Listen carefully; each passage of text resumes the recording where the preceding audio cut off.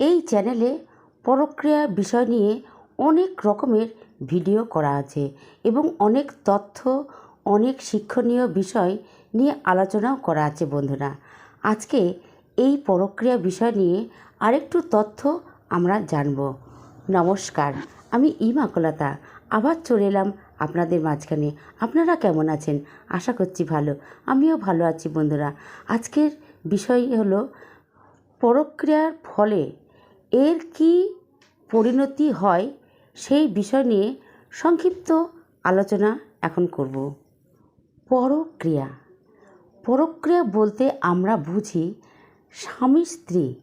স্বামী স্ত্রী বিবাহিতর পর যে সম্পর্ক বন্ধনে আবদ্ধ থাকে এবং এই সম্পর্ক বন্ধনের পরেও যদি দ্বিতীয় কোনো ব্যক্তির সঙ্গে পুনরায় সম্পর্ক জড়িয়ে যায় তাহলে তাকেই বলা হয় পরক্রিয়া।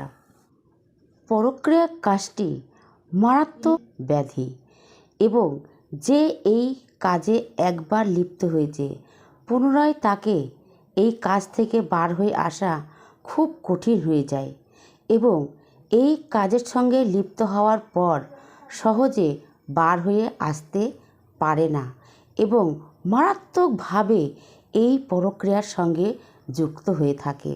একজন বিবাহিত, অপরজন যদি বিবাহিত না হয়, তাদের সঙ্গে যদি এই পরক্রিয়ার সম্পর্ক থাকে তাহলে তো আরও ভয়ঙ্কর বিপদ বা অপরাধ।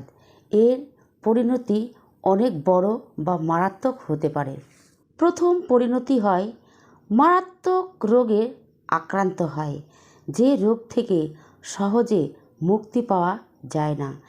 দ্বিতীয় নম্বর হলো এমন পরিস্থিতি আসবে যা খাবারের অভাবে তাড়নায় মানুষের দূরে দূরে ঘুরতে হবে এবং এত অভাব, অনটন, দুঃখ, জ্বালা, কষ্ট আসবে যা মানুষ তাকে তাচ্ছিল্য, অবহেলার চোখে দেখবে, কখনো সুনজরে দেখবে না। খাবারের অভাব তার কাছ থেকে কখনোই মিটবে না। এই কষ্টটা তার সঙ্গে সাথী হয়ে থাকবে। তৃতীয় নাম্বার হলো বিভিন্ন স্থানে অসম্মানিত হবে। কখনোই কোনো সম্মান কোথাও পাবে না, সব সময় অসম্মানিত হবে সেই ব্যক্তি। বন্ধুরা, তাহলে আমরা জানতে পারলাম পরক্রিয়া কী এবং এর পরিণতি কী হয়।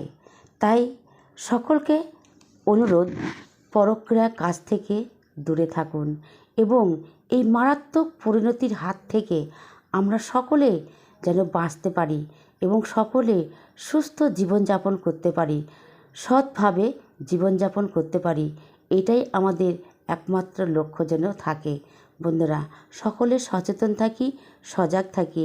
নিজে সুস্থ থাকলে আর কিচ্ছু আমাদের দরকার হবে না। বন্ধুরা, আজকে ভিডিও যদি ভালো লাগে অতি অবশ্যই ভিডিওতে লাইক, কমেন্ট করতে ভুলবেন না। আর এখনও পর্যন্ত যারা এই চ্যানেলটি সাবস্ক্রাইব করেননি তারা অতি অবশ্যই চ্যানেলটিতে সাবস্ক্রাইব করবেন এবং বেল আইকনটি টিপে এই চ্যানেলের সঙ্গে যুক্ত হয়ে থাকবেন। তাহলে আজকের মতন রাখছি। সকলকে আমার হৃদয়স্থল থেকে অনেক অনেক ধন্যবাদ।